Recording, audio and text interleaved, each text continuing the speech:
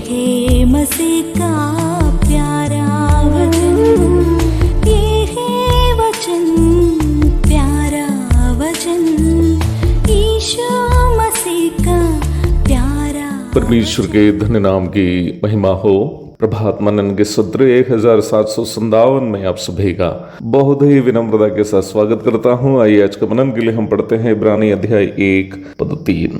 वो उसकी महिमा का प्रकाश और उसके तत्व की छाप है और सब वस्तुओं को अपनी सामर्थ्य के वचन से संभालता है। बीते दिनों के प्रभात मनन में हम वचन से ये देखे थे कि प्रभु यीशु मसीह कैसे अदृश्य तथा अरूपी एवं आत्मरूपी परमेश्वर को संसार में प्रकट कर दिया। और हम ये भी देखे थे कि प्रभु यीशु मसीह को पवित्र शास्त्र बाइबल परमात्मा परमेश्वर के एकमात्र पूर्णावतार के रूप में इसलिए प्रस्तुत करती है क्योंकि परमेश्वर के सभी स्थायी एवं नैतिक स्वभाव प्रभु यीशु में उसकी परिपूर्णता में दिखाई दिया।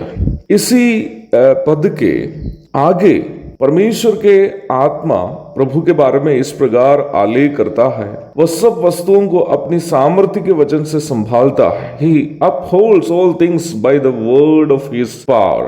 हम इस बात को पूर्व में देख चुके हैं कि परमेश्वर का त्रिएकता के तीनों व्यक्तित्व यद्यपि पदवी, क्षमता एवं अस्तित्व में तुल्य है, परंतु एक ही लक्ष्य प्राप्ति के लिए तीनों विभिन्न जिम्मेदारियों को निभाते हैं। पिता योजना तैयार करता है, पवित्र आत्मा की देखरेख में पुत्र उस योजना को अंजाम देता है। The Father plans, the Son executes the plan under the supervision of the Holy spirit.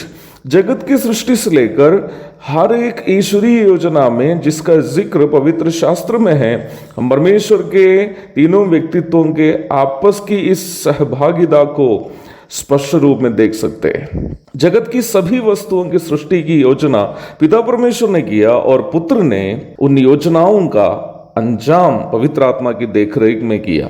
प्रारंभ में पढ़ी गई पद में हम देख रहे हैं कि वही पुत्र प्रभु यीशु मसीह सृष्टि की गई हर एक वस्तु को अपनी सामर्थ्य के वचन से संभालता है।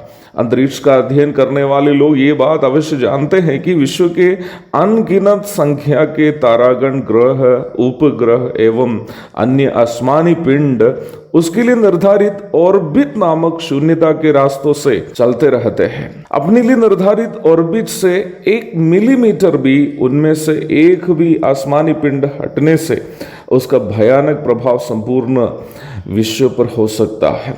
आसमानी पिंडों का इन आज्ञाकारी व्यवहार के संबंध में तथाकथित विज्ञान और तथाकथित वैज्ञानिकों के पास बस इतना ही जवाब है कि ये सब कार्य अपने आप हो रहे हैं। जैसे कि एक घड़ी या मोबाइल फोन के सभी पार्ट्स अपने आप इकट्ठे होकर घड़ी या फोन बन गए हो और उसका काम कर रहा हो और उसके पीछे कोई कारीगर के हस्तकला नहीं रहा हो। वारे वाह, मूर्खता की भी तो कोई सीमा होनी चाहिए ना। परंतु बाइबल और परमेश्वर पर विश्वास करने वाले सही वैज्ञानिकगण इस बात का साक्ष्य देते हैं कि सभी आसमानी पिंड और उसमें जो कुछ भी है एक महान सृष्टिकर्ता के नियंत्रण में कार्यरत है। वो महान जगत त्राता का पूर्णावतार है प्रभु यीशु मसीह। जब प्रभु यीशु मसीह अपने शिष्यों के संग नाव पर सवार थे, बड़ी आंधी और तूफान से नैया डूबने पर हो गई। शिष्यों ने प्रभु से पूछा, हे प्रभु, क्या आपको इस बात की चिंता नहीं है कि हम नाश हो रहे हैं? यीशु मसीह के अस्तित्व को नहीं पहचानने वाले चेलों को डांटने के बाद प्रभु ने आवाज देकर आंधी और तूफान से कहा, शांत हो जा। तुरंत उन आक्रमणकारी आंधी और तूफान थम गए। भय से कांपे हुए शिष्यों ने आपस में पूछा, ये कौन है जो आंधी और तूफान को आज्ञा देकर शांत करता है? ये कौन है जिसकी वाणी में आंधी और तूफान भी शांत हो जाती है? इब्रानी का लेखक जवाब देता है, ये वो परमेश्वर का पुत्र है जो सब वस्तुओं को अपनी सामर्थ्य के वचन से संभालता है। मुझे सुनने वाले प्रिय भाई बहनों, अपने जीवन की परेशानियों के कारण आप चिंतित है, दुखित है, मेरी मेरी सहायता कौन करेगा सोच करके आप परेशान हैं। यीशु मसीह पर यदि आप विश्वास करते हैं, चिंता करने की आवश्यकता नहीं है। ये वो प्रभु है जो अपनी सामर्थ्य के वचन से हर वस्तु को नियंत्रण में रखता है। आपकी परेशानी को, आपकी समस्या को दूर करने की क्षमता यीशु मसीह के पास है। बस उन पर भरोसा रखिए। आइए आज सुबह उस महान प्रभु यीशु मसीह के चरणों तले गिर कर उनका साष्टांग प्रणाम करते हैं, उनकी आराधना करते हैं। उनका धन्य नाम की महिमा